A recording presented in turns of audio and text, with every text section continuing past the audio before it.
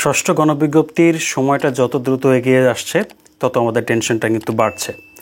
আমাদের পারিবারিক যে চাপ সেটা বাড়ছে, সমাজের চাপটা বাড়ছে। ক্যারে বাপু আর কতদিন, শুনলাম তুমি ভাইবা দিয়েছো, তোমার চাকরি আর কতদিন। তো এগুলো শুনতে শুনতে আসলে কানটান একটু ঝালাপালা হয়ে যাচ্ছে, আরও ঝালাপালার অনেক কিছু বাকিও রয়েছে।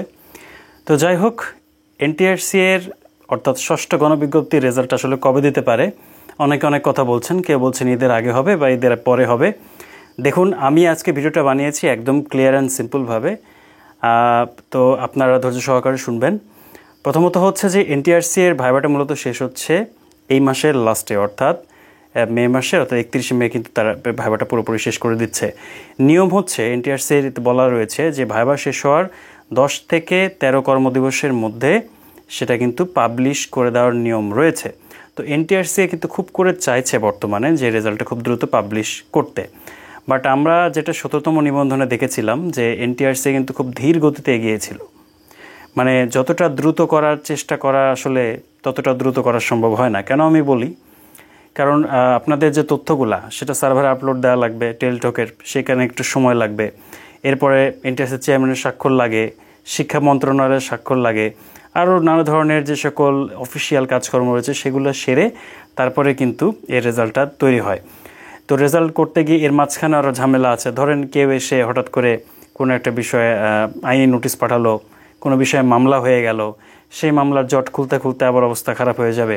পাশাপাশি আমি আপনাদের একটা কথা বলে দিই, 1 থেকে 12তমরা যে ঝামেলাগুলো পাকিয়ে রেখেছে সেটা নিয়েও কিন্তু দারুণ একটা ইস্যু সামনে আসতে পারে।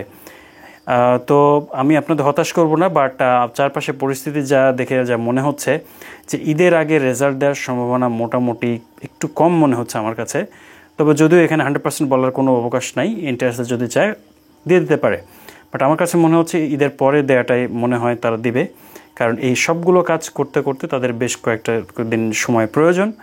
হুট করে হয়তো আগে ভাগে সেটা করতে দেওয়া তাদের পক্ষে একটু মুশকিল হয়ে যেতে পারে। তবে এটা জাস্ট একটা সম্ভাবনার কথা, আসলে কখন দিয়ে দেবে সেটা আসলে বলা যাচ্ছে না। তবে আপনাদের এই বিষয়টা নিয়ে আসলে হতাশ হওয়া উচিত না, আপনাদেরকে অবশ্যই ধৈর্য ধরতে হবে। রেজাল্ট যখনই দিক আপনারা অবশ্যই পাবেন। যখন সূর্য ওঠে তখন আলো সব দিকে ছড়িয়ে পড়ে, মানুষ বোঝা যায় দিন হয়েছে। সুতরাং আপনারা এই বিষয়ে একদমই টেনশন করবেন না। আর আমার ইউটিউব চ্যানেলে অনেকে কোশ্চেন করেছেন যে ভাই আমার তো বয়স প্রায় শেষের দিকে, তো আসলে এখন কি করা যাবে গণবিজ্ঞপ্তি যদি সত্যি দেরি হয়। তো দেখুন, সরকার কিন্তু অবশ্যই চিন্তাভাবনা করতেছে যে বয়সটা কমানোর জন্য যতটুকু পারে আপনাদের ভালো কিন্তু ছাড়টা আপনারা পাইতে পারেন। তো এই বিষয়ে আসলে টেনশন করার কোনো কারণ নেই, রিল্যাক্স থাকেন, আল্লাহকে ডাকেন, ইনশাআল্লাহ সবার ভালো কোনো গতি অবশ্যই হবে। সো ধন্যবাদ আমার ভিডিওটা দেখার জন্য। এখনও যারা চ্যানেলটাকে সাবস্ক্রাইব করেন নাই অবশ্যই চ্যানেলটি সাবস্ক্রাইব করে রাখবেন এবং বেল আইকনটি অবশ্যই প্রেস করে দিবেন। দেখা হবে অন্য কোনো ভিডিওতে। আল্লাহ হাফিজ।